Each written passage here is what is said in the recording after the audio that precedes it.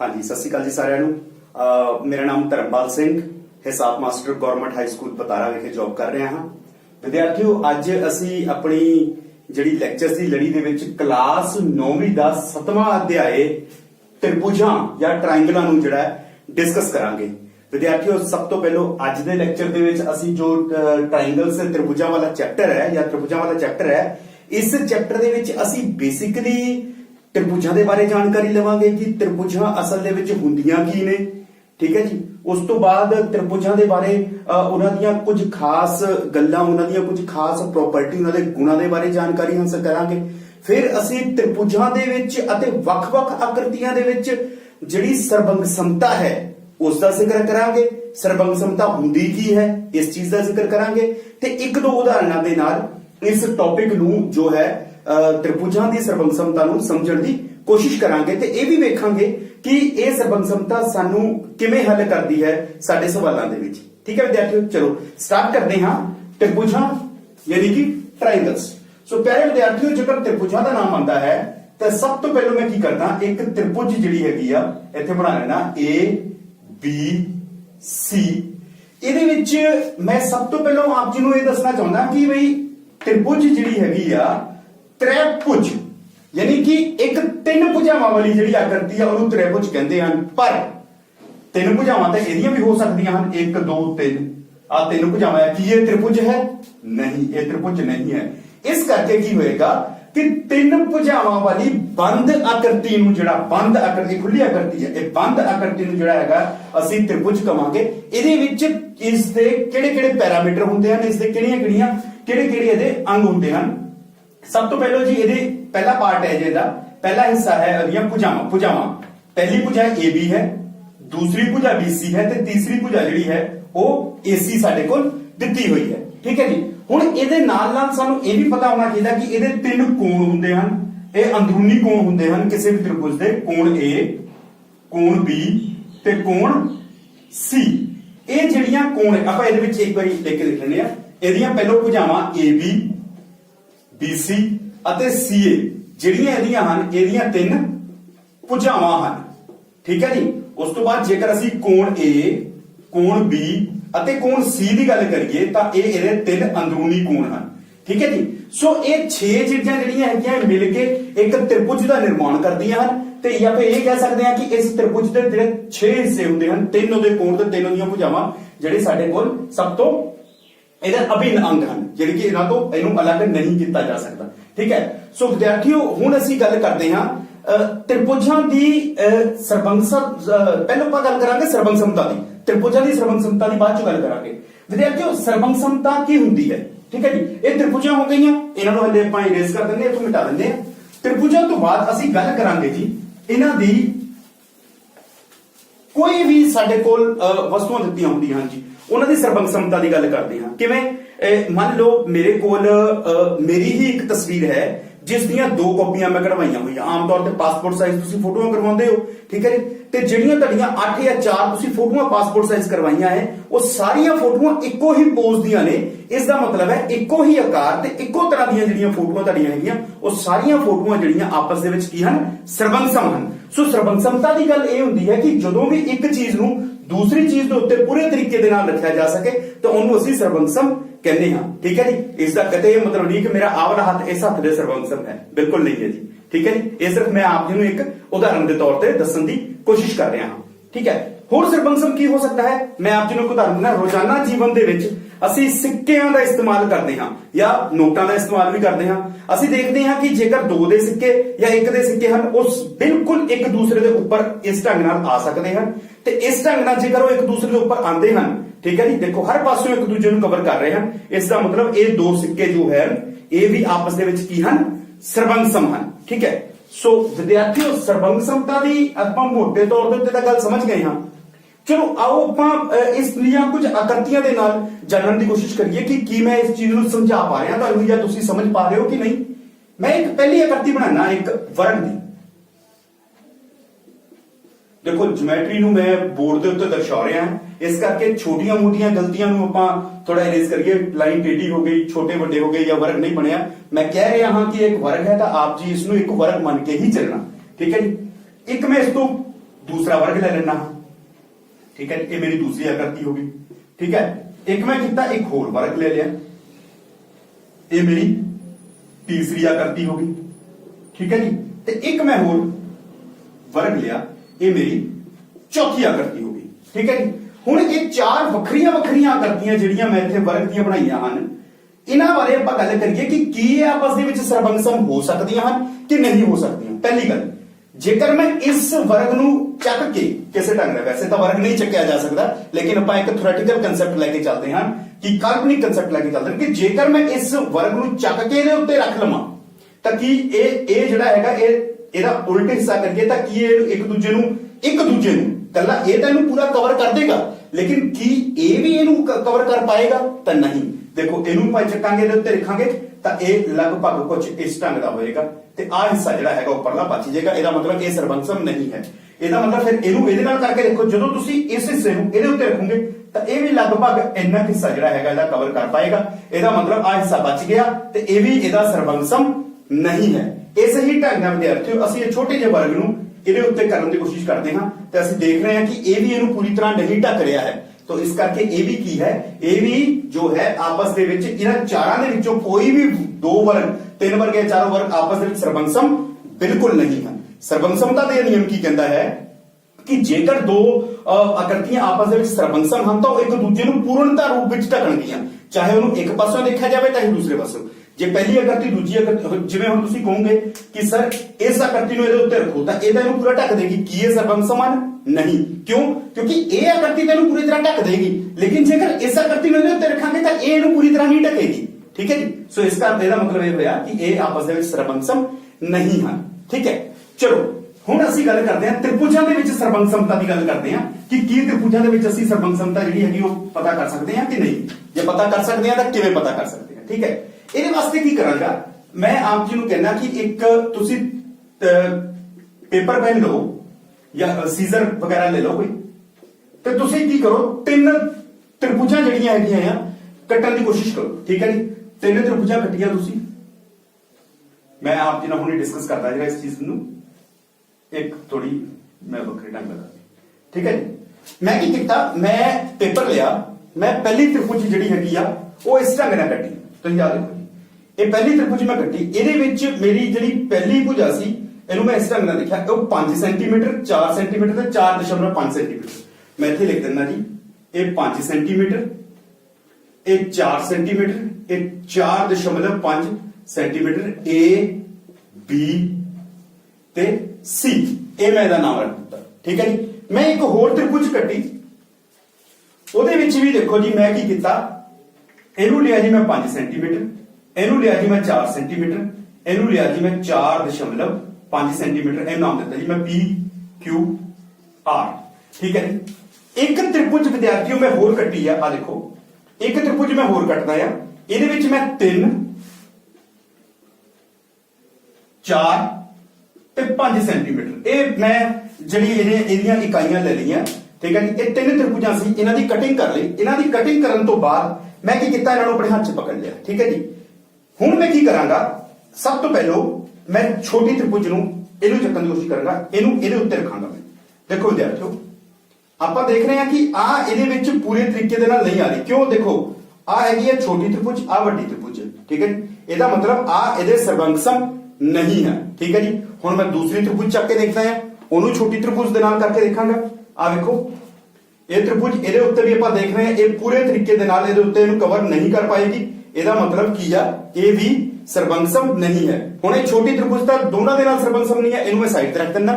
ਹੁਣ ਮੈਂ ਲਵਾਂਗਾ ਆ ਵਾਲੀਆਂ ਦੋ त्रिभुजां, ਇਹਨਾਂ ਦੋ त्रिभुजां ਨੂੰ ਮੈਂ ਧਿਆਨ ਰੱਖਾਂਗਾ 4 ਨੂੰ 4 ਦੇ ਬਰਾਬਰ ਤੇ 5 4.5 ਨੂੰ 4.5 ਦੇ ਬਰਾਬਰ ਜੇ ਉਹ ਰੱਖਾਂ ਤੇ ਆ ਦੇਖੋ ਦੋਵੇਂ त्रिभुजां ਹੂਬਹੂ ਇੱਕ ਦੂਸਰੇ ਦੇ ਉੱਪਰ ਆ ਗਈਆਂ, ਚਾਹੇ ਇਸ ਪਾਸੋਂ ਦੇਖ ਲਓ ਚਾਹੇ ਇਸ ਪਾਸੋਂ ਦੇਖ ਲਓ, ਠੀਕ ਹੈ ਜੀ। ਇਹ ਦੋਵੇਂ ਪਾਸੋਂ ਇੱਕ ਦੂਜੇ ਨੂੰ ਪੂਰੇ ਤਰੀਕੇ ਦੇ ਨਾਲ ਕਵਰ ਕਰ ਰਹੀ ਹੈ। ਪਹਿਲੀ ਨੂੰ ਉੱਪਰ ਰੱਖ ਲਓ ਜਾਂ ਫਿਰ ਦੂਸਰੀ ਨੂੰ ਉੱਪਰ ਰੱਖ ਲਓ, ਠੀਕ ਹੈ। ਆ ਵੇਖੋ ਵਿਦਿਆਰਥੀਓ ਬਿਲਕੁਲ ਇੱਕ ਦੂਸਰੇ ਦੇ ਉੱਪਰ ਜਿਹੜੀ ਹੈਗੀ ਆ ਉਹ ਆ ਰਹੀ ਹੈ। ਇਹਦਾ ਮਤਲਬ ਇਹ ਹੋਇਆ ਕਿ ਦੋ त्रिभुजां ਜਿਹੜੀਆਂ ਹੈਗੀਆਂ ਆ ਜਿਨ੍ਹਾਂ ਦੀਆਂ ਕਿ ਤਿੰਨੋਂ ਭੁਜਾਵਾਂ ਆਪਸ ਵਿੱਚ ਬਰਾਬਰ ਸਨ ਤਾਂ ਉਹ ਕੀ ਹੋ ਗਈਆਂ, ਸਰਬੰਸਮ ਹੋ ਗਈਆਂ। ਵੈਸੇ ਇੱਥੇ ਮੈਂ ਭੁਜਾਵਾਂ ਦੀ ਗੱਲ ਤਾਂ ਚਲੋ ਮੈਂ ਨਹੀਂ ਕਰਦਾ, ਮੈਂ ਨਾਰਮਲ ਗੱਲ ਕਰਦਾ। ਜਿਹੜੀਆਂ ਦੋ त्रिभुजां ਨੇ ਇੱਕ ਦੂਜੇ ਨੂੰ ਪੂਰੇ ਤਰੀਕੇ ਦੇ ਨਾਲ ਕਵਰ ਕਰ ਲਿਆ ਸੀਗਾ, ਉਹ ਦੋ ਤ੍ਰਿਭੁਜਾਂ ਆਪਸ ਦੇ ਵਿੱਚ ਕੀ ਹੋ ਗਈਆਂ ਸੀ, ਸਰਬੰਗਸਮ, ਬਲਕਿ ਤੀਸਰੀ ਤ੍ਰਿਭੁਜ ਇਹਨਾਂ ਦੇ ਸਰਬੰਗਸਮ ਨਹੀਂ ਸੀ। ਠੀਕ ਹੈ, ਸੋ ਪਿਆਰੇ ਵਿਦਿਆਰਥੀਓ, ਇਸ ਤੋਂ ਬਾਅਦ ਅਸੀਂ ਗੱਲ ਕਰਦੇ ਹਾਂ ਕਿ ਇਹਨਾਂ ਨੂੰ ਲਿਖਣ ਦਾ ਢੰਗ ਕੀ ਹੋ ਸਕਦਾ ਹੈ। ਠੀਕ ਹੈ ਜੀ, ਲਿਖਣ ਦਾ ਢੰਗ ਇਹ ਬੜੀ ਇੰਪੋਰਟੈਂਟ ਚੀਜ਼ ਹੈ ਤੇ ਬੜੀ ਅੱਛੀ ਚੀਜ਼ ਹੈ ਵਿਦਿਆਰਥੀਓ। ਜੇਕਰ ਮੈਂ ਦੋ ਤ੍ਰਿਭੁਜਾਂ ਨੂੰ ABC, ਸਰਬੰਗ ਸਮਤਾ ਦਾ ਨਿਸ਼ਾਨ ਆ ਹੁੰਦਾ ਹੈ ਜੀ, ਇਹਨੂੰ ਬੜਾ ਧਿਆਨ ਨਾਲ ਦੇਖਿਓ, ਇਹ ਸਰਬੰਗ ਸਮਤਾ ਦਾ ਨਿਸ਼ਾਨ ਹੈ। ਜੇਕਰ ਤ੍ਰਿਭੁਜ ABC ਸਰਬੰਗਸਮ ਹੈ त्रिभुज PQR ਦੇ, देखो आ त्रिभुज इस त्रिभुज ਦੇ ਸਰਬੰਗਸਮ ਹੈ, ਇਹ ਮੈਨੂੰ ਕਿਹਾ ਗਿਆ ਹੈ, ਤਾਂ ਮੈਂ ਇਹਦਾ ਕੀ ਨਿਚੋੜ ਕੱਢ ਰਿਹਾ। ਠੀਕ ਹੈ ਜੀ, ਮੈਂ ਇਸ ਚੀਜ਼ ਤੋਂ ਕੀ ਨਿਚੋੜ ਕੱਢ ਰਿਹਾ, ਨਿਚੋੜ ਇਹ ਕੱਢਾਂਗਾ ਕਿ ਸਰਬੰਗਸਮਤਾ ਇਹ ਕਹਿੰਦੀ ਹੈ ਕਿ ਜੇਕਰ ਦੋ ਤ੍ਰਿਭੁਜਾਂ ਆਪਸ ਦੇ ਵਿੱਚ ਸਰਬੰਗਸਮ ਹਨ ਤਾਂ ਉਹਨਾਂ ਦੇ ਜਿਹੜੇ ਸੰਗਤ ਪਾਰਟ ਨੇ, ਸੰਗਤ ਭੁਜਾਵਾਂ ਨੇ, ਉਹ ਆਪਸ 'ਚ ਬਰਾਬਰ ਹੋਣਗੀਆਂ, ਉਹਨਾਂ ਦੇ ਸੰਗਤ ਕੋਣ ਵੀ ਆਪਸ ਦੇ ਵਿੱਚ ਬਰਾਬਰ ਹੋਣਗੇ। ਕਿਵੇਂ? ਜਿਵੇਂ ਦੇਖੋ, ਸਭ ਤੋਂ ਪਹਿਲਾਂ AB ਦਾ ਜ਼ਿਕਰ ਕੀਤਾ ਇੱਥੇ ਜੀ। AB ਇਹਦਾ ਮਤਲਬ ਇਹ ਹੋਇਆ ਕਿ AB ਭੁਜਾ ਬਰਾਬਰ ਹੋਏਗੀ PQ ਭੁਜਾ ਦੇ। ਦੇਖੋ, ਪਹਿਲੀ AB ਫਿਰ PQ, ਇਹਦਾ ਮਤਲਬ AB ਭੁਜਾ PQ ਦੇ ਬਰਾਬਰ ਹੋਏਗੀ।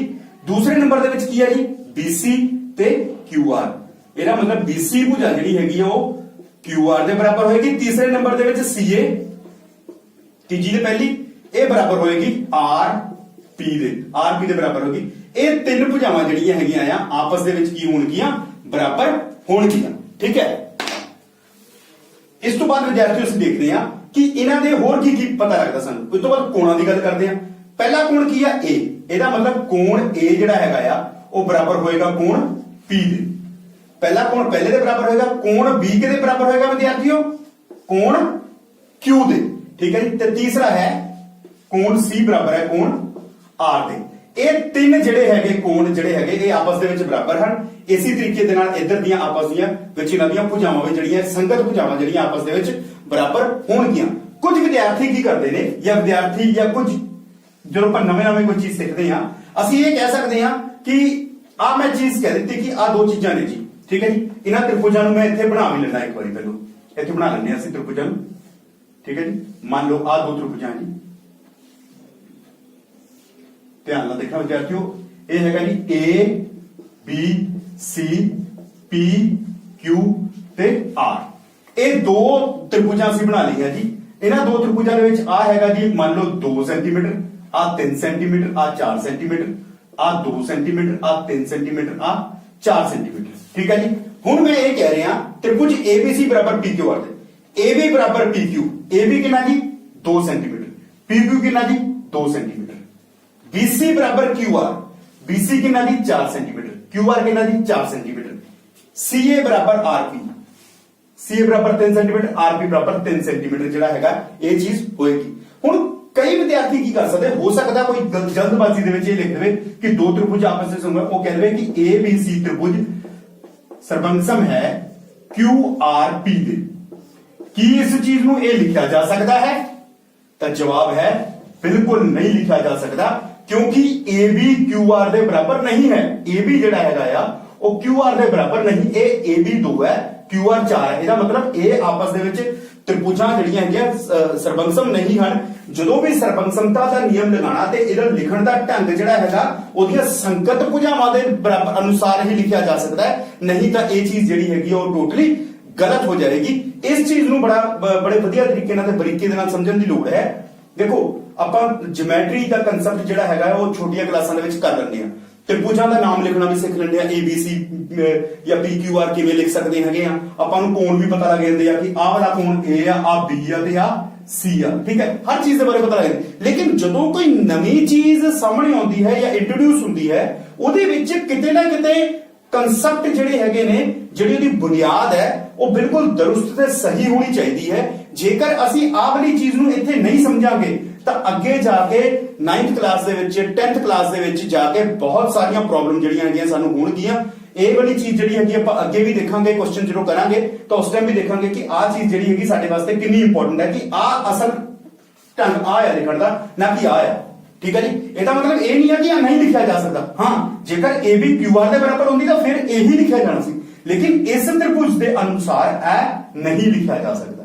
ਠੀਕ ਹੈ, ਸੋ ਪਿਆਰੇ ਵਿਦਿਆਰਥੀਓ, ਹੁਣ ਤੱਕ ਅਸੀਂ ਕੀ ਕੀਤੀ ਹੈ, ਸਭ ਤੋਂ ਪਹਿਲਾਂ ਅਸੀਂ ਤ੍ਰਿਭੁਜਾਂ ਦੇ ਬਾਰੇ ਜਾਣਕਾਰੀ ਹਾਸਲ ਕੀਤੀ। ਠੀਕ ਹੈ ਜੀ, दूसरे बाद उस तो बाद ਅਸੀਂ ਇਹ ਵਰਗਾਂ ਦੇ ਅਨੁਸਾਰ ਕਰਕੇ ਦੇਖਿਆ ਕਿ ਸਰਬੰਗ ਸਮਤਾ ਕੀ ਹੁੰਦੀ ਹੈ, ਕਿ ਕੋਈ ਚੀਜ਼ ਇੱਕ ਦੂਸਰੇ ਦੇ ਉੱਪਰ ਪ੍ਰੋਪਰਲੀ ਆ ਰਹੀ ਹੈ, ਸਹੀ ਤਰੀਕੇ ਦੇ ਨਾਲ ਆ ਰਹੀ ਹੈ ਕਿ ਨਹੀਂ ਆ ਰਹੀ ਹੈ। ਫਿਰ ਅਸੀਂ ਆਮ ਜ਼ਿੰਦਗੀ ਵਿੱਚ ਸਿੱਕਿਆਂ ਦੀ ਤੇ ਰੁਪਈਆਂ ਦੀ ਜਿਹੜੀ ਉਦਾਹਰਣ ਲਈ ਕਿ ਸਿੱਕੇ ਇੱਕ ਦੂਜੇ ਦੇ ਸਰਬੰਗਸਮ ਹੋ ਸਕਦੇ ਨੇ ਕਿਉਂਕਿ ਇੱਕ ਦੂਜੇ ਨੂੰ ਅੱਗੇ ਪਿੱਛੋਂ ਪੂਰੀ ਤਰ੍ਹਾਂ ਕਵਰ ਕਰਦੇ ਹਨ। ਫਿਰ ਅਸੀਂ ਤ੍ਰਿਭੁਜਾਂ ਦੀ ਸਰਬੰਗਸਮਤਾ ਦੀ ਜਦੋਂ ਗੱਲ ਕੀਤੀ ਤਾਂ ਅਸੀਂ ਇੱਕ ਕਿਰਿਆ ਦੇ ਰਾਹੀਂ ਜਾਣਿਆ ਕਿ ਦੋ ਤ੍ਰਿਭੁਜਾਂ ਜੇਕਰ ਇੱਕ ਦੂਜੇ ਨੂੰ ਪੂਰੇ ਤਰੀਕੇ ਦੇ ਨਾਲ ਅੱਗੇ ਪਿੱਛੋਂ ਕਵਰ ਕਰਦੀਆਂ ਹੋਣ ਤਾਂ ਉਹ ਜਿਹੜੀਆਂ ਹੈਗੀਆਂ ਸਰਬੰਗਸਮ ਹੁੰਦੀਆਂ ਹਨ, ਅਦਰਵਾਈਜ਼ ਹੋਰ ਤ੍ਰਿਭੁਜਾਂ ਸਰਬੰਗਸਮ ਨਹੀਂ ਹੋ ਸਕਦੀਆਂ। ਠੀਕ ਹੈ ਜੀ। ਸੋ ਆਓ ਵਿਦਿਆਰਥੀਓ ਹੁਣ ਇਸ ਚੀਜ਼ ਨੂੰ ਜਿਹੜੀ ਵੀ ਆਪਾਂ ਗੱਲਬਾਤ ਕੀਤੀ ਆ ਇਸ ਗੱਲ ਨੂੰ ਥੋੜਾ ਜਿਹਾ ਹੁਣ ਮੈਥਮੈਟੀਕਲ ਤਰੀਕੇ ਦੇ ਨਾਲ ਸਮਝੀਏ ਤੇ ਇਸ ਨੂੰ ਅੱਗੇ ਕਰਦੇ ਹਾਂ। ਚਲੋ ਹੁਣ ਅਸੀਂ ਵਿਦਿਆਰਥੀਓ ਕਰਾਂਗੇ ਸਰਬੰਗਸਮਤਾ ਦੇ ਹੀ ਨਿਯਮ ਕਰਾਂਗੇ ਅਸੀਂ, ਸਰਬੰਗਸਮਤਾ ਕੀ ਹੁੰਦੀ ਹੈ, ਲੇਕਿਨ ਇਸ ਚੀਜ਼ ਨੂੰ ਜਿਹੜਾ ਹੈਗਾ ਆ ਹੁਣ ਹਿਸਾਬ ਤੇ ਤਰੀਕੇ ਦੇ ਨਾਲ ਕਰਨ ਦੀ ਕੋਸ਼ਿਸ਼ ਅਸੀਂ ਕਰਾਂਗੇ। ਠੀਕ ਹੈ ਜੀ। ਹੁਣ ਅਸੀਂ ਕਰ ਰਹੇ ਹਾਂ ਜੀ ਤ੍ਰਿਭੁਜਾਂ ਦੀ ਸਰਬੰਗ ਸਮਤਾ ਲਈ ਮਾਪਦੰਡ। ਠੀਕ ਹੈ ਜੀ। ਜਿਹੜੇ ਤ੍ਰਿਭੁਜ ਸਰਬੰਗ ਸਮਤਾ ਦੇ ਜਿਹੜੇ ਮਾਪਦੰਡ ਨੇ ਉਹਦੀ ਅਸੀਂ ਗੱਲ ਕਰਦੇ ਹਾਂ ਕਿ ਇਹ ਕੀ ਚੀਜ਼ ਹੁੰਦੀ ਆ। ਠੀਕ ਹੈ। ਦੇਖੋ ਅਸੀਂ ਵਿਦਿਆਰਥੀਓ ਇਹ ਸਮਝਣ ਦੀ ਕੋਸ਼ਿਸ਼ ਕਰੀਏ ਕਿ ਆਪਾਂ ਹਲੇ ਤੱਕ ਸਿਰਫ ਐਕਟੀਵਿਟੀ ਰਾਹੀਂ ਇਹ ਜਾਣਿਆ ਕਿ ਜਿਹੜੀਆਂ ਤ੍ਰਿਭੁਜਾਂ ਦੋ ਇੱਕ ਦੂਜੇ ਦੇ ਉੱਪਰ ਹੁੰਦੀਆਂ ਹਨ ਉਹ ਸਰਬੰਗਸਮ ਹਨ। ਇਸ ਦਾ ਕਦੇ ਮਤਲਬ ਨਹੀਂ ਹੈ ਕਿ ਸਾਨੂੰ ਐਗਜ਼ਾਮ ਦੇ ਵਿੱਚ ਜਾਂ ਸਾਨੂੰ ਕਿਸੇ ਵੀ ਬੰਦੇ ਨੇ ਪੁੱਛਿਆ ਕਿ ਹਾਂਜੀ ਦੱਸੋ ਜੀ ਇਹ ਦੋ ਤ੍ਰਿਭੁਜਾਂ ਬਰਾਬਰ ਹਨ ਕਿ ਨਹੀਂ ਹਨ ਤੇ ਮੈਂ ਸੀਜ਼ਰ ਚੱਕਾਂਗਾ, ਕੈਂਚੀ ਚੱਕਾਂਗਾ, ਉਹਨਾਂ ਨੂੰ ਕੱਟ ਕੇ ਇੱਕ ਦੂਜੇ ਦੇ ਉੱਪਰ ਰੱਖ ਕੇ ਦੇਖਾਂਗਾ, ਮੈਂ ਕਹਾਂਗਾ ਹਾਂਜੀ ਬਰਾਬਰ ਹਨ ਜਾਂ ਨਹੀਂ ਹਨ। ਇਹ ਤਾਂ ਗਲਤ ਤਰੀਕਾ ਹੈ ਨਾ ਜੀ। ਇਹਦਾ ਮਤਲਬ ਕੋਈ ਨਾ ਕੋਈ ਇਹਦਾ ਕੋਈ ਨਾ ਕੋਈ ਮਾਪਦੰਡ ਜ਼ਰੂਰ ਹੋਏਗਾ ਜਿਹਦੇ ਨਾਲ ਉਹਨੂੰ ਬਿਨਾਂ ਕੱਟੇ ਵੀ ਦੱਸਿਆ ਜਾ ਸਕਦਾ ਹੋਵੇ। ਠੀਕ ਹੈ ਜੀ। ਕੱਟ ਕੇ ਰੱਖਣਾ ਤਾਂ ਅਸੀਂ ਕਿਸੇ ਚੀਜ਼ ਨੂੰ ਜਦੋਂ ਬੁਨਿਆਦ ਕਿਸੇ ਚੀਜ਼ ਦੀ ਬੁਨਿਆਦ ਸਮਝਣੀ ਹੋਵੇ ਉਦੋਂ ਸਾਨੂੰ ਲੋੜ ਪੈਂਦੀ ਹੈ, ਅਦਰਵਾਈਜ਼ ਉਹਦਾ ਕੋਈ ਨਾ ਕੋਈ ਮੈਥਮੈਟੀਕਲ ਐਸਪੈਕਟ ਵੀ ਹੋਏਗਾ, ਉਹਦਾ ਕੋਈ ਨਾ ਕੋਈ ਮੈਥਮੈਟੀਕਲ ਯਾਨੀ ਕਿ ਹਿਸਾਬ ਦੇ ਵਿੱਚ ਵੀ ਉਹਦਾ ਕੋਈ ਨਾ ਕੋਈ ਮਾਪਦੰਡ ਦਿੱਤਾ ਹੋਏਗਾ ਜਿਹਦੇ ਅਨੁਸਾਰ ਅਸੀਂ ਇਹ ਦੱਸ ਸਕੀਏ ਕਿ ਕੀ ਉਹ ਜਿਹੜੇ ਸਰਬੰਗਸਮ ਹਨ ਤ੍ਰਿਭੁਜਾਂ ਕਿ ਨਹੀਂ ਹਨ। ਆਓ ਅਸੀਂ ਇਹਨਾਂ ਮਾਪਦੰਡ ਨੂੰ ਮਾਪਣ ਦੀ ਕੋਸ਼ਿਸ਼ ਕਰੀਏ ਕਿ ਕੀ ਹੋ ਸਕਦਾ ਹੈ। ਠੀਕ ਹੈ ਵਿਦਿਆਰਥੀਓ, ਸਭ ਤੋਂ ਪਹਿਲਾਂ ਅਸੀਂ ਕੀ ਕਰਦੇ ਹਾਂ, ਇੱਕ ਤ੍ਰਿਭੁਜ ਚੱਕਦੇ ਹਾਂ। ਪਹਿਲੇ ਪਾਰਟ ਦੇ ਵਿੱਚ ਇੱਕ ਤ੍ਰਿਭੁਜ ਚੱਕੀ ਜੀ ਮੈਂ ਵੱਖਰੇ ਵੱਖਰੇ ਢੰਗ ਦੀ। ਪਹਿਲੀ ਭੁਜਾ ਉਹਦੀ ਹੈਗੀ ਆ 1.8, ਦੂਜੀ ਹੈਗੀ ਆ 3 ਸੈਂਟੀਮੀਟਰ, ਇਹ ਸੈਂਟੀਮੀਟਰ ਹੀ ਨੇ ਜੀ ਸਾਰੇ, ਇਹ ਹੈਗੀ ਜੀ 2.4 ਸੈਂਟੀਮੀਟਰ। ਦੂਜੀ ਭੁਜਾ ਮੈਂ ਚੱਕਦਾ ਹਾਂ ਕੁਝ ਇਸ ਢੰਗ ਦੀ, ਇਹਦੇ ਵਿੱਚ ਮੈਂ ਲੈਣਾ ਜੀ 3 ਸੈਂਟੀਮੀਟਰ। ਇਹਨਾਂ ਦੋਨਾਂ ਨੂੰ ਕਹਿ ਦਿੰਦਾ ਜੀ ਇਹ ਬਰਾਬਰ ਹਨ, A B C D E F। ਹੁਣ ਮੈਂ ਆਪ ਜੀ ਨੂੰ ਇੱਕ ਗੱਲ ਜਿਹੜੀ ਕਿ ਪਹਿਲਾਂ ਸਮਝਾਈ ਵੀ ਹੈ ਕਿ ਕੀ ਅਸੀਂ ਕਹਿ ਸਕਦੇ ਹਾਂ ਕਿ ਇਹ ਦੋਵੇਂ ਜਿਹੜੀਆਂ ਹੈਗੀਆਂ ਆਪਸ ਦੇ ਵਿੱਚ ਸਰਬੰਗਸਮ ਹਨ। ਅਸੀਂ ਵੈਸੇ ਵੀ ਆਪਾਂ ਕਾਲਪਨਿਕ ਤੌਰ ਤੇ ਦੇਖੀਏ ਕਿ ਇਹਦੇ ਨਾਲ ਢੁਕਵੀਂ ਨਹੀਂ ਉੱਠਦੀ ਹੈ। ਠੀਕ ਹੈ ਜੀ। ਅਸੀਂ ਨਹੀਂ ਕਹਿ ਸਕਦੇ ਕਿ ਇਹ ਸਰਬੰਗਸਮ ਹਨ। ਠੀਕ ਹੈ। ਇਹ ਚੀਜ਼ ਬਰਾਬਰ ਹੈ ਕਿਉਂ? ਕਿਉਂਕਿ ਜੇ ਆਹ 3 ਹੈ ਅਸੀਂ ਦੇਖ ਰਹੇ ਹਾਂ ਬਾਕੀ ਭੁਜਾਵਾਂ ਦੀ ਜਿਹੜੀ ਉਹ ਮੇਲ ਨਹੀਂ ਖਾ ਰਹੀ। ਠੀਕ ਹੈ। ਇਹ ਬਰਾਬਰ ਹੋਣੇ ਚਾਹੀਦੇ ਨੇ, ਇਹ ਬਰਾਬਰ ਨਹੀਂ ਹਨ। ਇਹਦਾ ਮਤਲਬ ਇਹ ਚੀਜ਼ ਜਿਹੜੀ ਹੈਗੀ ਹੈ ਸਰਬੰਗਸਮ ਨਹੀਂ ਹੋ ਸਕਦੀ। ਠੀਕ ਹੈ ਜੀ। ਇਹਦਾ ਮਤਲਬ ਇਹ ਹੋਇਆ ਕਿ ਜੇਕਰ ਸਾਨੂੰ ਦੋ ਤ੍ਰਿਭੁਜਾਂ ਦੀ ਇੱਕ ਭੁਜਾ ਬਰਾਬਰ ਦਿੱਤੀ ਗਈ ਹੋਵੇ, ਇੱਕ ਭੁਜਾ ਬਰਾਬਰ ਦਿੱਤੀ ਹੈ ਉਹਨੇ, ਉਹਦੇ ਨਾਲ ਅਸੀਂ ਉਸ ਦੀ ਸਰਬੰਗਸਮਤਾ ਨੂੰ ਜਿਹੜਾ ਹੈਗਾ ਉਹ ਨਹੀਂ ਪਛਾਣ ਸਕਦੇ। ਠੀਕ ਹੈ ਜੀ। ਚਲੋ ਆਓ ਹੁਣ ਅਸੀਂ ਦੂਸਰਾ ਕੇਸ ਕਰਕੇ ਦੇਖਦੇ ਹਾਂ। ਇਸ ਕੇਸ ਦੇ ਵਿੱਚ ਮੈਂ ਕੀ ਕਰਦਾ, ਆਹ ਕੋਣ ਲੈ ਲੈਣਾ 50 ਡਿਗਰੀ ਦਾ ਤੇ ਆਹ ਜਿਹੜੀ ਆ 3 ਸੈਂਟੀਮੀਟਰ ਦੀ ਭੁਜਾ ਲੈ ਕੇ ਰੱਖ ਚੱਲਦਾ। ਇਹਦੇ ਬਾਰੇ ਮੈਂ ਕੁਝ ਨਹੀਂ ਕਹਿਣਾ। ਇਹ ਹੋ ਗਿਆ ਜੀ A B C। ਦੂਸਰੇ ਦੇ ਵਿੱਚ ਮੈਂ ਕੀ ਕਰਦਾ ਜੀ, ਇਹਨੂੰ ਇੰਨਾ ਕਰ ਰੱਖਿਆ, ਇਹ 50 ਸੈਂਟੀਮੀਟਰ ਹੀ 50 ਡਿਗਰੀ ਹੀ ਹੈ, ਕੋਣ 50 ਡਿਗਰੀ ਹੀ ਹੈ, ਇਹ 3 ਸੈਂਟੀਮੀਟਰ ਦੀ ਲੰਬਾਈ ਹੀ ਹੈ। ਇਹਨੂੰ ਮੈਂ ਇਹਨੂੰ ਕਰ ਦਿੰਦਾ। ਠੀਕ ਹੈ ਜੀ। ਇਹ ਆ ਗਿਆ D E ਤੇ F। ਹੁਣ ਦੂਸਰੀ ਆਕ੍ਰਿਤੀ ਦੇ ਵਿੱਚ ਦੇਖੋ ਤੁਸੀਂ, BC 3 ਸੈਂਟੀਮੀਟਰ ਹੈ, EF 3 ਸੈਂਟੀਮੀਟਰ ਹੈ, ਯਾਨੀ ਕਿ ਇੱਕ ਭੁਜਾ ਬਰਾਬਰ ਹੋ ਗਈ। ਉਹਨੇ ਕਿਹਾ ਕੋਣ B ਬਰਾਬਰ ਕੋਣ E ਹੈ, ਇਹ ਵੀ ਚੀਜ਼ ਠੀਕ ਹੈ ਜੀ, ਇੱਕ ਕੋਣ ਬਰਾਬਰ ਹੋ ਗਿਆ। ਤੇ ਕਹਿੰਦਾ ਕਿ ਜਦੋਂ ਕਰ ਸਾਨੂੰ ਦੋ ਚੀਜ਼ਾਂ ਦਿੱਤੀਆਂ ਗਈਆਂ, ਇੱਕ ਕੋਣ ਬਰਾਬਰ ਦੇ ਦਿੱਤਾ ਗਿਆ ਤੇ ਇੱਕ ਮੈਨੂੰ ਉਹਦੀ ਭੁਜਾ ਬਰਾਬਰ ਦੇ ਦਿੱਤੀ ਗਈ, ਕਿ ਕੀ ਮੈਂ ਹੁਣ ਸਰਬੰਗਸਮਤਾ ਬਾਰੇ ਕਹਿ ਸਕਦਾ ਕੁਝ ਕਿ ਨਹੀਂ ਕਹਿ ਸਕਦਾ? ਕਹਿੰਦਾ ਬਿਲਕੁਲ ਨਹੀਂ ਕਹਿ ਸਕਦਾ, ਕਿਉਂਕਿ ਜੇ ਸਰਬੰਗਸਮ ਹੁੰਦੇ ਤਾਂ ਮੈਨੂੰ ਵੈਸੇ ਹੀ ਨਜ਼ਰ ਆ ਜਾਣਾ ਸੀਗਾ ਕਿ ਆਹ ਜਿਹੜੀ ਚੀਜ਼ ਦੇ ਉੱਤੇ ਰੱਖੀਏ ਤਾਂ ਉਹ ਸਰਬੰਗਸਮ ਨਹੀਂ ਬਣਦਾ। ਇਹਦਾ ਮਤਲਬ ਇਹ ਵਾਲਾ ਕੇਸ ਵੀ ਸਾਡੇ ਕੋਲ ਗਲਤ ਹੋ ਗਿਆ। ਠੀਕ ਹੈ। ਆਓ ਵਿਦਿਆਰਥੀਓ ਅਸੀਂ ਤੀਸਰੇ ਕੇਸ ਵੱਲ ਚੱਲਦੇ ਹਾਂ। ਤੀਸਰਾ ਕੇਸ ਜੋ ਹੈ ਉਹਨੂੰ ਮੈਂ ਇੱਥੇ ਕਰਨ ਦੀ ਕੋਸ਼ਿਸ਼ ਕਰਦਾ ਥੋੜਾ ਜਿਹਾ ਦੁਬਾਰਾ। ਆ ਲੋ ਜੀ, ਇੱਥੇ ਪਹਿਲੀ ਬਣਾ ਲਈ ਜੀ A B C। ਇਹਨੂੰ ਫਿਰ ਮੈਂ 3 ਸੈਂਟੀਮੀਟਰ ਹੀ ਰੱਖਾਂਗਾ, ਇਹ 50 ਡਿਗਰੀ ਰੱਖਾਂਗਾ ਤੇ ਇਹਨੂੰ 2 ਸੈਂਟੀਮੀਟਰ ਕਰ ਦਿੱਤਾ। ਠੀਕ ਹੈ ਜੀ, ਇੱਕ ਭੁਜਾ। ਦੂਸਰੇ ਪਾਸੇ ਵੀ ਸੇਮ ਮੈਂ ਇਹੀ ਚੀਜ਼ ਬਣਾਉਣਾ ਜੀ ਇਸ ਢੰਗ ਦੇ ਨਾਲ ਹੀ। ਇਹ ਹੋ ਗਿਆ ਜੀ ਮੇਰਾ D E ਤੇ F, ਇਹਨੂੰ ਮੈਂ ਜੀ 50 ਡਿਗਰੀ ਹੀ ਲਿਆ। ਇਹ 3 ਸੈਂਟੀਮੀਟਰ ਹੈ ਤੇ ਆ 2 ਸੈਂਟੀਮੀਟਰ। ਠੀਕ ਹੈ, ਹੁਣ ਪਿਆਰੇ ਵਿਦਿਆਰਥੀਓ ਇਹਦੇ ਵਿੱਚ ਮੈਂ ਤੁਹਾਨੂੰ ਇੱਕ ਚੀਜ਼ ਜ਼ਰੂਰ ਦੱਸਣਾ ਚਾਹੂੰਗਾ। ਦੇਖੋ ਇਸ ਕੇਸ ਦੇ ਵਿੱਚ ਜਦੋਂ ਮੈਨੂੰ ਇਹ ਕਿਹਾ ਗਿਆ ਕਿ ਇੱਕ ਭੁਜਾ ਬਰਾਬਰ ਹੈ, ਬਾਕੀ ਦੋ ਭੁਜਾਵਾਂ ਦੀ ਕੋਈ ਗੱਲ ਨਹੀਂ ਕੀਤੀ, ਮੈਂ ਉਹਨਾਂ ਨੂੰ ਜਿੰਨਾ ਮਰਜ਼ੀ ਵਧਾ ਲਵਾਂ, ਇਹਦਾ ਮਤਲਬ ਇੱਕ ਘੱਟ ਵਧਾਈ ਇੱਕ ਵੱਧ ਵਧਾਈ ਤੇ ਉਹ ਸਰਬੰਸਮ ਹੋ ਹੀ ਨਹੀਂ ਸਕਦੇ। ਦੂਸਰੇ ਕੇਸ ਦੇ ਵਿੱਚ ਜਦੋਂ ਮੈਂ ਇੱਕ ਕੋਣ ਲੈ ਲਿਆ ਤੇ ਇੱਕ ਭੁਜਾ ਲੈ ਲਈ, ਆਹ ਵਾਲੀ ਚੀਜ਼ ਤਾਂ ਇਹਦੀ ਸਥਿਤੀ ਤਾਂ ਨਿਸ਼ਚਿਤ ਹੋ ਗਈ ਜੀ, ਇਹਦੀ ਵੀ ਨਿਸ਼ਚਿਤ ਹੋ ਗਈ ਜੀ, ਆਹੀ ਹੋਏਗੀ। ਠੀਕ ਹੈ, ਲੇਕਿਨ ਆ ਜਿਹੜਾ ਕੋਣ ਸੀ ਇਹ 50 ਡਿਗਰੀ ਹੈ, ਇਹ ਵੀ ਠੀਕ ਹੈ, ਲੇਕਿਨ ਇਹ ਨਹੀਂ ਦੱਸਿਆ ਗਿਆ ਕਿ ਆ 50 ਡਿਗਰੀ ਵਾਲੇ ਕੋਣ ਦੀ ਭੁਜਾ ਜਿਹੜੀ ਹੈਗੀ ਕਿੰਨੀ ਲੰਬੀ ਆ। ਇਹ ਦੇਖੋ ਇੱਥੇ ਮੈਂ ਥੋੜੀ ਲੰਬੀ ਜਿਹੜੀ ਇਹ ਤੋਂ ਵੱਡੀ ਲੰਬੀ, ਇੱਕ ਹੋਰ ਡਾਇਗਰਾਮ ਖਿੱਚ ਕੇ ਮੈਂ ਹੋਰ ਲੰਬੀ ਵੀ ਉਹਨੂੰ ਲੈ ਸਕਦਾ ਹਾਂ। ਠੀਕ ਹੈ, ਇਹਦਾ ਮਤਲਬ ਇਹ ਵੀ ਸਰਬੰਸਮਤਾ ਜਿਹੜੀ ਨਹੀਂ ਫੋਲੋ ਕਰ। ਲੇਕਿਨ ਇਸ ਕੇਸ ਦੇ ਵਿੱਚ ਦੇਖੋ ਵਿਦਿਆਰਥੀਓ, ਆ 3 ਵਾਲੇ ਫਿਕਸ ਹੋ ਗਏ, ਆ 2 ਵਾਲਾ ਫਿਕਸ ਹੋ ਗਿਆ। ਠੀਕ ਹੈ ਜੀ, 50 ਡਿਗਰੀ ਫਿਕਸ ਹੋ ਗਿਆ। ਇਹਦਾ ਮਤਲਬ ਇਹ ਹੋਇਆ ਕਿ ਤੀਸਰੀ ਭੁਜਾ ਜਿਹੜੀ ਇਹਨੂੰ ਜੋੜੇਗੀ ਉਹ ਵੀ ਇਹਦੇ ਬਰਾਬਰ ਹੀ ਹੋਏਗੀ।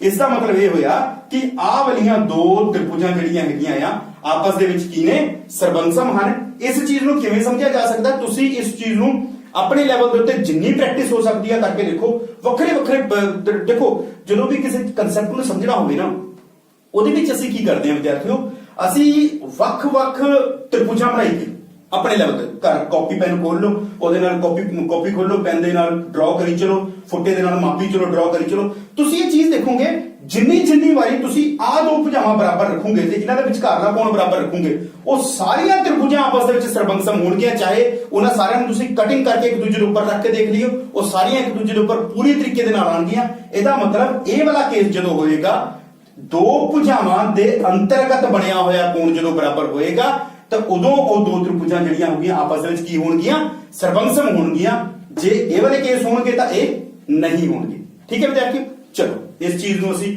ਹੋਰ ਵਧੀਆ ਤਰੀਕੇ ਨਾਲ ਸਮਝਣ ਦੀ ਕੋਸ਼ਿਸ਼ ਕਰਦੇ ਹਾਂ ਇੱਕ ਸਵਾਲ ਦੇ ਜ਼ਰੀਏ। ਇੱਕ ਅਸੀਂ ਸਵਾਲ ਲੈਂਦੇ ਹਾਂ ਇਹਦੇ ਵਿੱਚ ਸਮ ਦੇ ਨਾਲ ਨਾਲ ਅਸੀਂ ਇਸ ਚੀਜ਼ ਨੂੰ ਵੀ ਸਮਝਣ ਦੀ ਕੋਸ਼ਿਸ਼ ਕਰਾਂਗੇ ਕਿ ਬਈ ਇਹ ਵਾਲੀ ਚੀਜ਼ ਜਿਹੜੀ ਹੈਗੀ ਸਾਡੇ ਲਈ ਗਣਿਤ ਦੇ ਵਿੱਚ ਜਾਂ ਕਿਸ ਢੰਗ ਦੇ ਨਾਲ ਇਹ ਸਾਡੇ ਲਈ ਬੈਨੀਫਿਟ ਹੋ ਸਕਦੀ ਹੈ। ਚਲੋ ਵਿਦਿਆਰਥੀਓ ਅਸੀਂ ਸਵਾਲ ਲਿਖਦੇ ਹਾਂ, ਇਹਦੀ ਇੱਕ ਉਦਾਹਰਨ ਵਜੋਂ ਲੈਂਦੇ ਹਾਂ ਪ੍ਰਸ਼ਨ ਲਿਖੋ ਤੁਸੀਂ। ਚਿੱਤਰ ਮੈਂ ਹਲੇ ਬਣਾਉਣਾ ਆ। ਚਿੱਤਰ ਵਿੱਚ OA ਬਰਾਬਰ OB ਅਤੇ OD ਬਰਾਬਰ OC ਹੈ। ਸਿੱਧ ਕਰੋ। ਦੇਖੋ ਅਸੀਂ ਕੀ ਸਿੱਧ ਕਰਨਾ ਚਾਹੁੰਦੇ ਹਾਂ, ਉਹ ਕਹਿੰਦਾ ਸਿੱਧ ਕਰੋ। ਪਹਿਲੀ ਚੀਜ਼ ਸਿੱਧ ਕਰੋ, ਉਹ ਕਹਿ ਰਿਹਾ ਤ੍ਰਿਭੁਜ AOD ਸਰਬੰਸਮ ਹੈ ਤ੍ਰਿਭੁਜ BOC ਦੇ। ਤੇ ਦੂਸਰੀ ਚੀਜ਼ ਉਹ ਸਾਨੂੰ ਸਿੱਧ ਕਰਨ ਲਈ ਕਹਿ ਰਿਹਾ ਹੈ AD ਸਮਾਨੰਤਰ ਹੈ BC ਦੇ।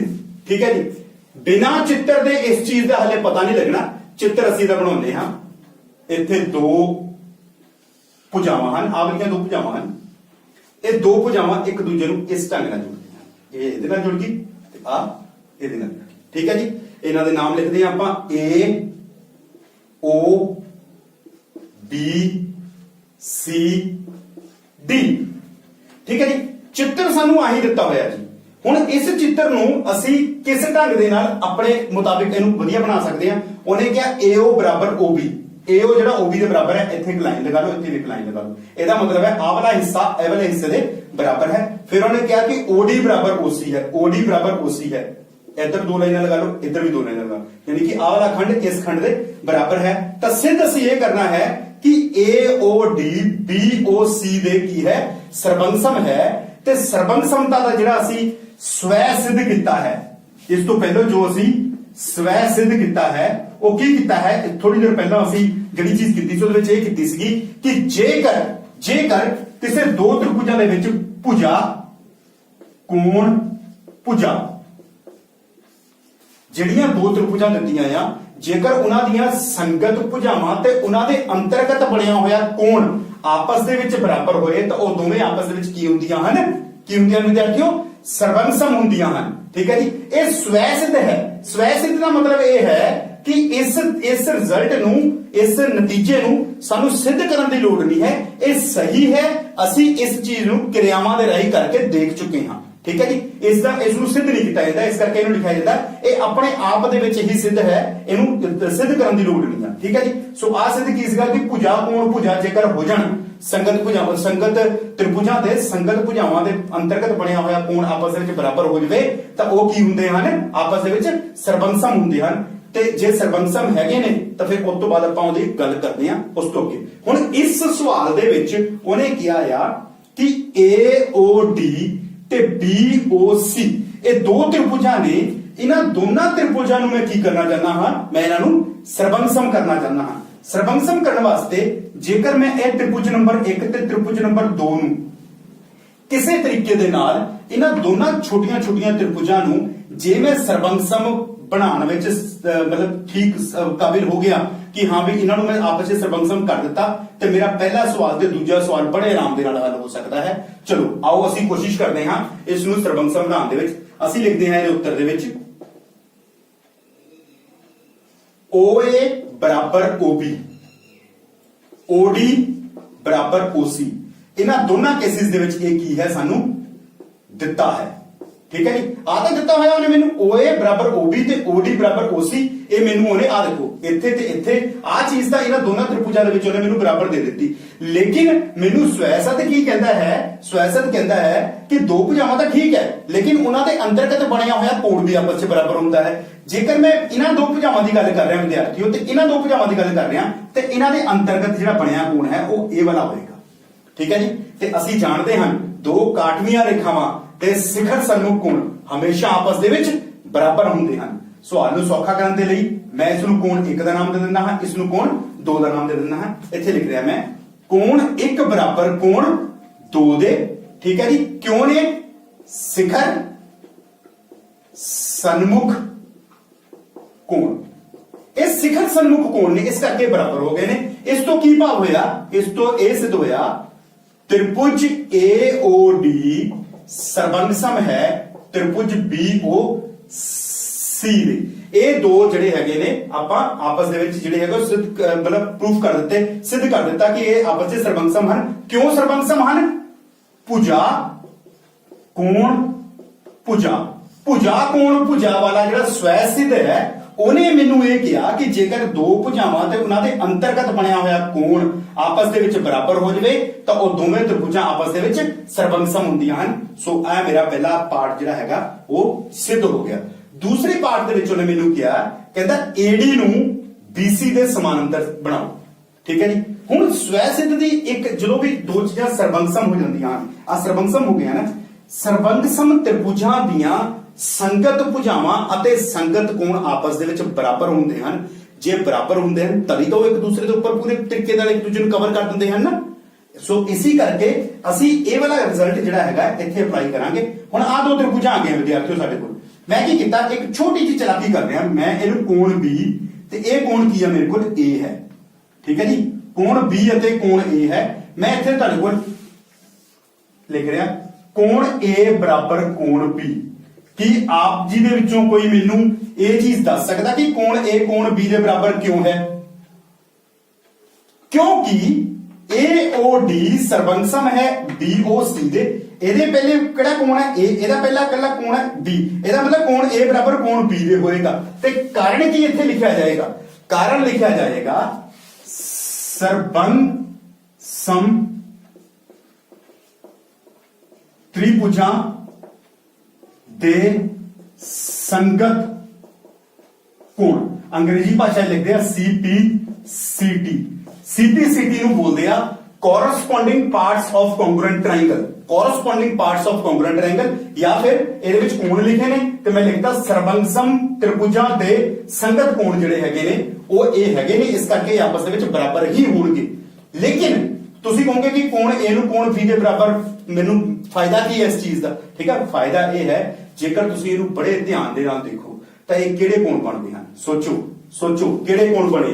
ਕੋਣ A ਤੇ ਕੋਣ B, ਆ ਤੇ ਆ ਵਾਲੇ ਕੋਣ ਕਿਹੜੇ ਕੋਣ ਬਣੇ? ਇਹ ਕੋਣ ਬਣਦੇ ਹਨ, ਪਰ ਇਹ ਇਕਾਂਤਰ ਕੋਣ ਹਨ।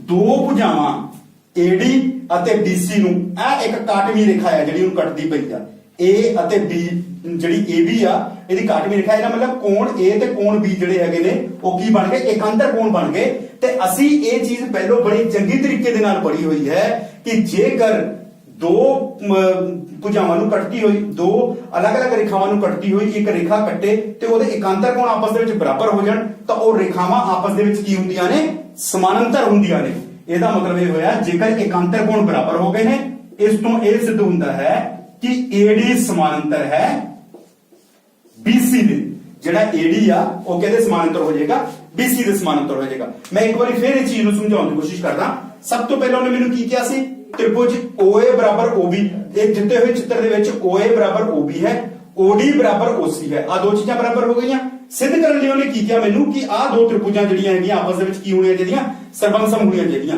ਇਹਨੂੰ ਸਰਬੰਗਸਮ ਕਰਨ ਦੇ ਲਈ ਮੇਰੇ ਕੋਲ ਇੱਕ ਹੀ ਚੀਜ਼ ਸੀ ਉਹ ਕੀ ਸੀ ਸਵੈ ਸਿੱਧ ਜਿਹੜਾ ਮੇਰੇ ਕੋਲ ਹੈ ਮੈਂ ਉਹਦਾ ਇਸਤੇਮਾਲ ਕਰ ਸਕਦਾ ਹਾਂ ਲੇਕਿਨ ਸਵੈ ਸਿੱਧ ਦੇ ਵਿੱਚ ਉਹਨੇ ਮੈਨੂੰ ਕਿਹਾ ਸੀ ਦੋ ਭੁਜਾਵਾਂ ਤੇ ਉਹਨਾਂ ਦੇ ਅੰਤਰਗਤ ਕੋਣ ਬਰਾਬਰ ਹੋਣਾ ਚਾਹੀਦਾ ਹੈ ਇੱਥੇ ਦੋ ਭੁਜਾਵਾਂ ਤਾਂ ਮੇਰੇ ਕੋਲ ਬਰਾਬਰ ਹੋ ਗਈਆਂ ਲੇਕਿਨ ਅੰਤਰਗਤ ਕੋਣ ਦਾ ਕਿਤੇ ਵੀ ਜ਼ਿਕਰ ਨਹੀਂ ਸੀ ਜਦੋਂ ਮੈਂ ਇਸ ਸਵਾਲ ਨੂੰ ਧਿਆਨ ਦੇ ਨਾਲ ਦੇਖਿਆ ਤਾਂ ਜਿਹੜਾ ਅੰਤਰਗਤ ਕੋਣ ਸੀ ਅਸਲ ਦੇ ਵਿੱਚ ਉਹ ਸਿਖਰ ਸਨਮੁਖ ਕੋਣ ਸੀ ਕਿਉਂਕਿ ਕਾਟਵੀਆਂ ਰੇਖਾਂ ਦੇ ਸਿਖਰ ਸਨਮੁਖ ਕੋਣ ਆਪਸ ਵਿੱਚ ਬਰਾਬਰ ਹੁੰਦੇ ਹਨ ਇਸ ਕਰਕੇ ਮੈਂ ਇੱਥੇ ਕੋਣ 1 ਬਰਾਬਰ ਕੋਣ 2 ਲਿਖ ਲਿਆ ਠੀਕ ਹੈ ਜੀ ਹੁਣ ਜਦੋਂ ਮੈਂ ਇਹ ਲਿਖ ਲਿਆ ਇਸ ਤੋਂ ਬਾਅਦ ਕੀ ਹੋ ਗਿਆ A ਤ੍ਰਿਭੁਜ AOD ਤੇ BOC ਆਪਸ ਦੇ ਵਿੱਚ ਕੀ ਬਣ ਗਏ ਸਰਬੰਗਸਮ ਬਣੇ ਤੇ ਸਰਬੰਗਸਮ ਤ੍ਰਿਭੁਜਾਂ ਦੇ ਸੰਗਤ ਕੋਣ ਆਪਸ ਵਿੱਚ ਬਰਾਬਰ ਹੁੰਦੇ ਹਨ ਇਸ ਲਈ ਕੋਣ A ਬਰਾਬਰ ਕੋਣ B ਦੇ ਹੋ ਗਿਆ ਤੇ ਜੇ ਕੋਣ A ਬਰਾਬਰ ਕੋਣ B ਦੇ ਆ ਇਹਨੂੰ ਜਦੋਂ ਧਿਆਨ ਨਾਲ ਦੇਖਿਆ ਗਿਆ ਤੇ ਇਹ ਕੀ ਨੇ ਅਸਲ ਦੇ ਵਿੱਚ ਇਹ ਇਕਾਂਤਰ ਕੋਣ ਨੇ ਕਿਉਂਕਿ ਦੇਖੋ ਆਹ ਵਾਲਾ ਕੋਣ ਤੇ ਆਹ ਵਾਲਾ ਕੋਣ ਇਹ ਦੋਵੇਂ ਇਕਾਂਤਰ ਕੋਣ ਨੇ ਜੇ ਇਹ ਦੋ ਇਕਾਂਤਰ ਕੋਣ ਨੇ ਤਾਂ ਇਹਦਾ ਮਤਲਬ AD ਭੁਜਾ